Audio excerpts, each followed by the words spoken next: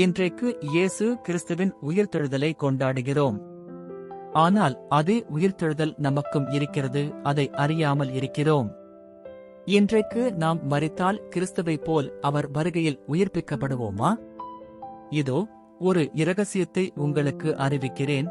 நாமெல்லாரும் நித்திரை அடைவதில்லை. ஆகிலும் கடைசி எக்காலம் தொனிக்கும் போது, ஒரு நிமிஷத்திலே, ஒரு இமைப்பொழுதிலே நாமெல்லாரும் மறுரூபமாக்கப்படுவோம். எக்காலம் தொனிக்கும். அப்பொழுது மரித்தோர் அழிவில்லாதவர்களாய் எழுந்திருப்பார்கள், நாமும் மறுரூபமாக்கப்படுவோம். அழிவுள்ளதாகிய இது அழியாமையையும், சாவுக்கேதுவாகிய இது சாவாமையையும் தரித்துக் கொள்ள வேண்டும். அழிவுள்ளதாகிய இது அழியாமையையும், சாவுக்கேதுவாகிய இது சாவாமையையும் தரித்துக் கொள்ளும் போது மரணம் ஜெயமாக விழுங்கப்பட்டது என்று எழுதியிருக்கிற வார்த்தை நிறைவேறும். மரணமே, உன் கோர் எங்கே? பாதாளமே, உன் ஜெயம் எங்கே? 1 கொரிந்தியர் 15:52-55. அதாவது மரித்தோர் இயேசு கிறிஸ்து உயிர்த்தெழுந்ததைப் போல அழிவில்லாதவர்களாக எழுந்திருப்பார்கள். இந்த உலகத்தில் வாழ்கிற நாமும் மறுரூபமாக்கப்படுவோம். கர்த்தர் தாமே ஆரவாரத்தோடும் பிரதான தூதனுடைய சத்தத்தோடும் தேவ எக்காலத்தோடும் வானத்திலிருந்து இறங்கி வருவார். அப்பொழுது கிறிஸ்துவுக்குள் மரித்தவர்கள் முதலாவது எழுந்திருப்பார்கள். பின்பு உயிரோடிருக்கும் நாமும் கர்த்தருக்கு எதிர்கொண்டு போக மேகங்கள் மேல் அவர்களோடே கூட ஆகாயத்தில் எடுத்துக் கொள்ளப்பட்டு இவ்விதமாய் எப்பொழுதும் கர்த்தருடனே கூட இருப்போம். 1 தெசலோனிக்கேயர் 4:16-17. மேல் சொல்லப்பட்ட வசனங்களில் கிறிஸ்துவுக்குள் மரித்தவர்கள் என்று சொல்லப்பட்டதை கவனித்தீர்களா? இன்றைக்கு நாம் கிறிஸ்தவர்களாக இருக்கிறோம், ஆனால் கிறிஸ்துவுக்குள் இல்லை. அதாவது ஒருவன் கிறிஸ்துவுக்குள் இருந்தால் புதிய சிருஷ்டியாக இருக்கிறான். பழையனவைகள் ஒழிந்து போயின, எல்லாம் புதிதாகின. கிறிஸ்துவின் ஆவி, கிறிஸ்துவின் திவ்ய சுபாவம் இல்லாதவன் அவருடையவன் அல்ல. கிறிஸ்துவனுடையவர்கள் தங்கள் மாம்சத்தையும் அதன் ஆசை இச்சைகளை சிலுவையில் அறைந்திருக்கிறார்கள். இன்னும் நாம் மாம்சமும் மனசும் விரும்பினவைகளை செய்து கொண்டு உலகத்தானாக இருந்து கொண்டு கிறிஸ்துவனுடையவர்கள் என்று சொல்லி நம்மை நாமே ஏமாற்றிக் கொண்டிருக்கிறோம். கிறிஸ்தவர்கள் அல்ல, கிறிஸ்துவையுடையவர்கள் மாத்திரமே அவர் வருகையில் மறுரூபமாக்கப்படுவார்கள். கிறிஸ்தவனாக அல்ல, கிறிஸ்துவுக்குள் மரித்தவர்கள்தான் நித்திய ஜீவனை பெற்றுக் கொள்வார்கள். கிறிஸ்துவின் உபதேசத்திலே நிலைத்திராமல் மீறி நடக்கிற எவனும் தேவனை உடையவனல்ல. கிறிஸ்துவின் உபதேசத்தில் நிலைத்திருக்கிறவோனோ பிதாவையும் குமாரனையும் கிறிஸ்துவை உடையவன். 2 யோவான் 1-9 இயேசுவின் கட்டளைகளுக்கு கீழ்ப்படுகிறவர்கள்தான் கிறிஸ்துவை உடையவர்கள். நாம் சகல சத்தியத்துக்குள் நடத்தப்படுவதற்குதான் பரிசுத்த ஆவியானவர் கொடுக்கப்பட்டிருக்கிறார். இன்றைக்கு பரிசுத்த ஆவியானவருக்கு செவி கொடுக்காத அநேக சபைகள் உண்டு. கிறிஸ்துவே சபைக்கு தலையாக இருக்கிறார் என்று வேதம் சொல்கிறது. கிறிஸ்து சபைக்கு தலையானால் இயேசு சொன்ன வசனத்தின்படி சபை கீழ்ப்படிய வேண்டும். இயேசு சொன்ன கட்டளைகளை புறம்பே தள்ளுகிற சபைகள் கிறிஸ்துவின் சபைகளில். நீங்கள் ஒருவேளை இயேசு கீழ்ப்படிய சொன்ன வசனங்களுக்கு இன்னும் கீழ்ப்படியாமல் இருக்கிறீர்களா? உங்களை சுயபரிசோதனை செய்து பாருங்கள்.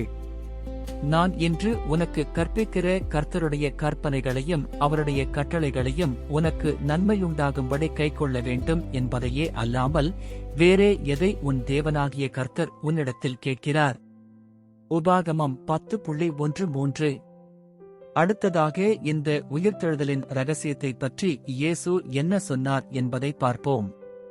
இதை குறித்து நீங்கள் ஆச்சரியப்பட வேண்டாம். ஏனென்றால் பிரேத குழிகளில் உள்ள அனைவரும் அவருடைய சத்தத்தை கேட்கும் காலம் வரும். அப்பொழுது நன்மை செய்தவர்கள் ஜீவனை அடையும்படி எழுந்திருக்கிறவர்களாகவும் தீமை செய்தவர்கள் ஆக்கினையை அடையும்படி எழுந்திருக்கிறவர்களாகவும் புறப்படுவார்கள். யோவான் 5:28-29.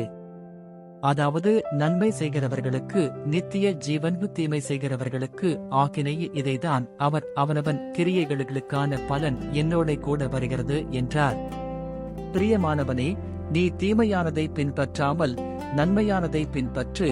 நன்மை செய்கிறவன் தேவனால் உண்டாயிருக்கிறான், தீமை செய்கிறவன் தேவனை காணவில்லை. 3 யோவான் 1:11.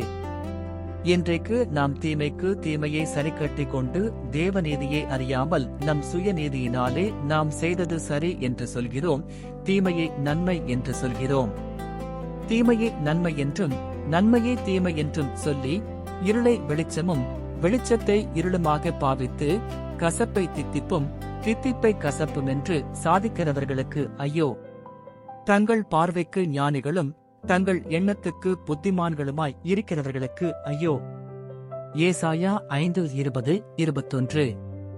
ஒருவனுக்கும் தீமைக்கு தீமை செய்யாதிருங்கள், தீமையை வெறுத்து நன்மையை பற்றிக் கொண்டிருங்கள் என்று ரோமர் 12 சொல்லப்பட்டிருக்கிறதே. ஒருவன் உங்களுக்கு தீமை செய்தால் அதற்கு பதிலாக நன்மை செய்யுங்கள் என்று இயேசு சொன்னாரே.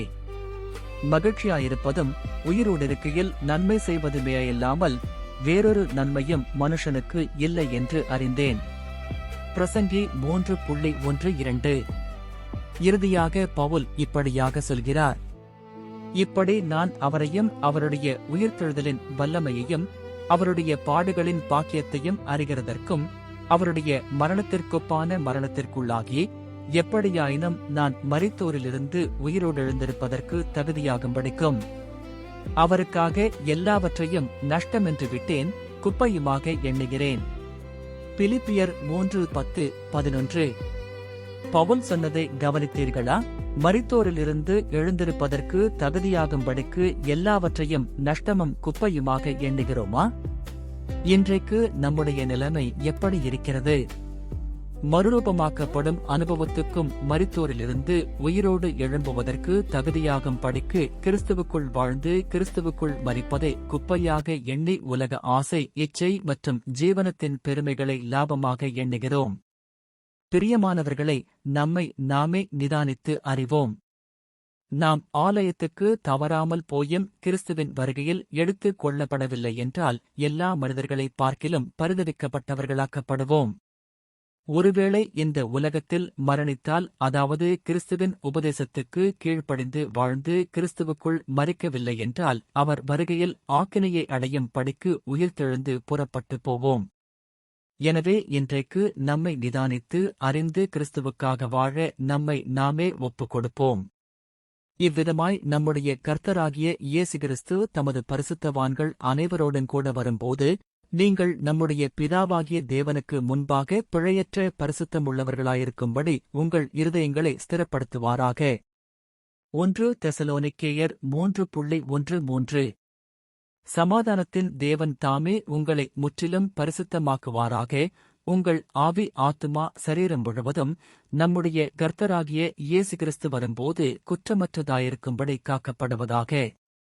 1 தெசலோனிக்கேயர் 5:2-3. தேவன் கர்த்தரை எழுப்பினாரே, நம்மையும் தமது வல்லமையினாலே எழுப்புவார். 1 கொரிந்தியர் 6:1-4. ஆமென், ஆமென்.